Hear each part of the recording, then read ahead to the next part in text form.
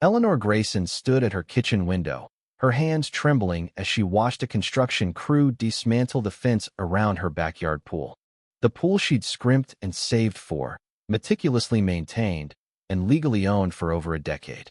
But according to HOA President Vanessa Caldwell, that shimmering haven was the rightful property of the entire Oak Ridge Heights subdivision. "You can't hoard community assets," Vanessa had shrieked at a heated board meeting, brandishing a dusty deed like a sword. What Eleanor uncovered in her late husband Daniel's files would not only unravel Vanessa's deception, but expose a web of corruption that reached the highest echelons of the HOA and reveal the chilling reason Vanessa was so desperate to seize that pool. Sometimes, truth doesn't just liberate, it obliterates everything in its wake. At 7:43 a.m. on a Tuesday, the doorbell shattered the morning's quiet. Eleanor, still in her bathrobe and clutching her first coffee, wasn't expecting company. Through the peephole, she saw Vanessa Caldwell flanked by 3 HOA board members Ellen Harper, Michael Liu, and Carla Mendoza, each gripping folders and wearing expressions that could sour wine. Eleanor's stomach churned. Since Daniel's death 5 years ago, she'd kept peace with the HOA, paying dues promptly and maintaining her lawn to perfection, steering clear of the petty politics Daniel once navigated with ease. But Vanessa wasn't here for small talk. "Mrs. Grayson," she snapped the moment Eleanor cracked the door, her voice cutting like frost, "we need to address your unauthorized seizure of community property." Eleanor blinked, bewildered. "What property?" Vanessa's lips thinned to a razor's edge. "The pool," she said, as if it were obvious. "The community pool you've illegally gated off for 15 years. Eleanor's coffee mug slipped, shattering on the hardwood.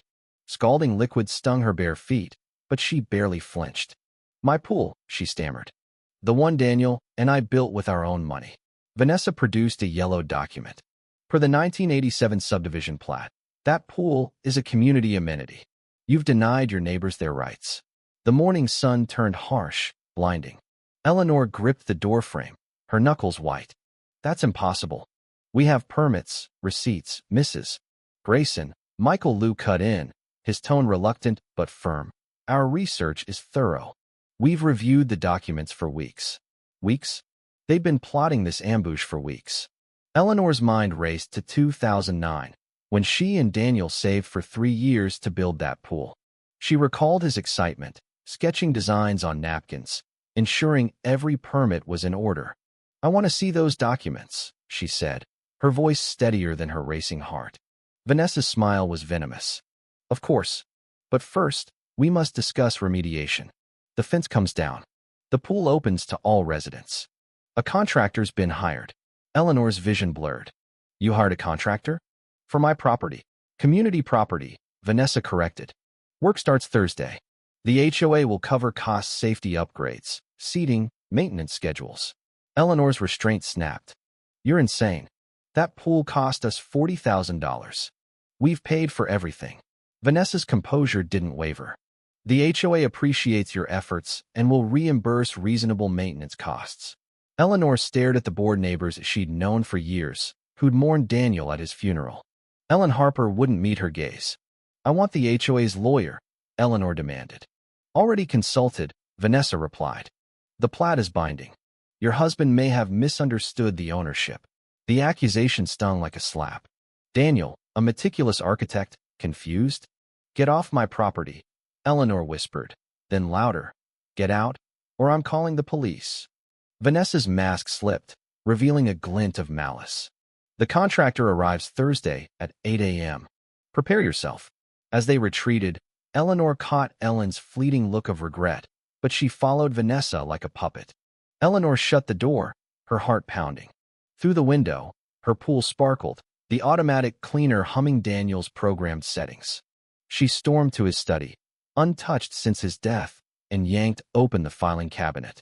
Folders labeled Permits 2009, Pool Construction, and HOA Documents 1987 present lay neatly organized. The HOA covenants showed no mention of community pools. The original plat marked their Lot 1247 Oak Ridge Drive with clear boundaries, no easements, no shared spaces. But a notation on the plat stopped her cold. Amended March 15, 2024.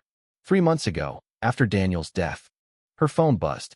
A text from neighbor Lisa Torres. Saw the HOA at your door. You okay? Eleanor replied. Can you come over? Need to talk. Lisa arrived in gardening gear, concern etched on her face. Vanessa claims our pool's community property, Eleanor said, her voice hollow. Lisa gaped. That's absurd. Daniel built that pool. I helped pick the tiles. She has a plat, Eleanor said. Supposedly from 1987. Lisa's eyes narrowed. You need a lawyer now. Eleanor nodded. I'm digging through Daniel's files first. Lisa promised to discreetly ask neighbors for information. Eleanor unearthed a manila envelope marked HOA Confidential in Daniel's handwriting. Inside, photocopied plats from 1987 onward showed incremental changes, culminating in the 2024 version labeling her pool a community site. Someone had forged documents. At attorney Nathan Brooks' downtown office, Eleanor spread Daniel's evidence across his desk. This is a prosecutor's jackpot, Nathan said, reviewing bank records. Vanessa's construction firm pocketed $200,000 in HOA contracts, approved by her puppet board.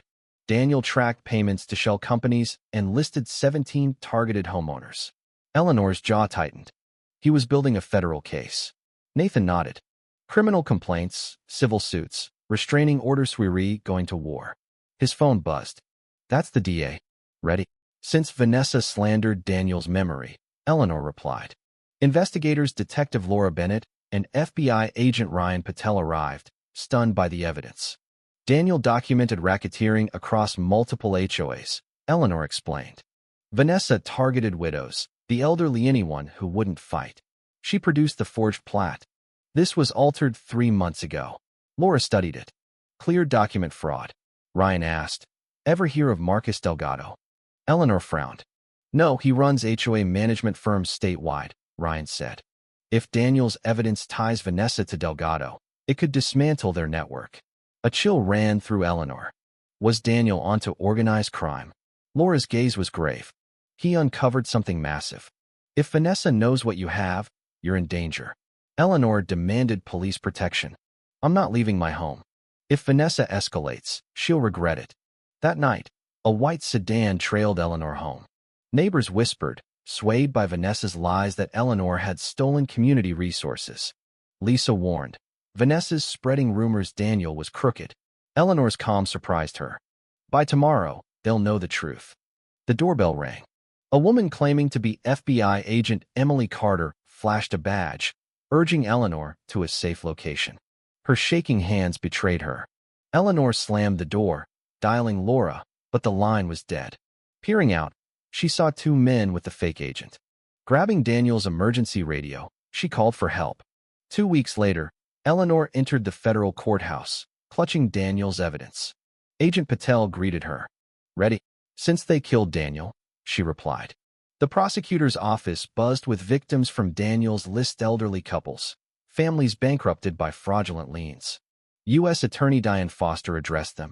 Thanks to Mrs. Grayson, we're dismantling a $3 million fraud spanning 4 counties.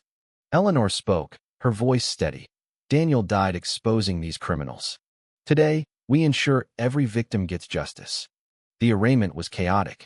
Vanessa, in an orange jumpsuit, looked defeated, but Marcus Delgado's cold stare promised vengeance. Charged with fraud, extortion, and Daniel's murder, he smirked at Eleanor, mouthing, "This isn't over." A young woman, Claire Caldwell, Vanessa's daughter, approached Eleanor. "I want to destroy my mother's empire," she said, revealing secret accounts and a plan to ruin lives if Vanessa faced prison. "I helped her," Claire admitted, tears falling. "Daniel contacted me. If I'd helped, he'd be alive." Hours later, Claire's testimony exposed a $12 million multi-state scheme. Daniel stumbled onto money laundering, tax evasion, even political corruption. Patel warned Eleanor. "You're a target now." 6 months later, the HOA conspiracy trial began. Vanessa, Marcus, and a corrupt judge, Edward Langley, faced charges. Claire's testimony detailed her role in faking contracts. Eleanor recounted Daniel's meticulous investigation, countering defense claims of his dementia.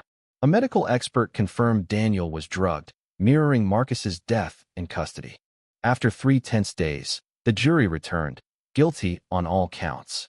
Vanessa got life, Langley 35 years. Claire, sentenced to 5 years, vowed to atone. Oak Ridge Heights reborn, the corrupt HOA dissolved. Eleanor opened her pool for Unity Day, children splashing where Daniel's dream lived. The Thomas Grayson Foundation launched, aiding HOA victims. As Eleanor floated in her pool under the stars, Claire texted, "A scholarship honored Daniel." The war over a pool had toppled an empire, proving courage could conquer corruption. Eleanor smiled at peace. Daniel's legacy endured, and justice had prevailed.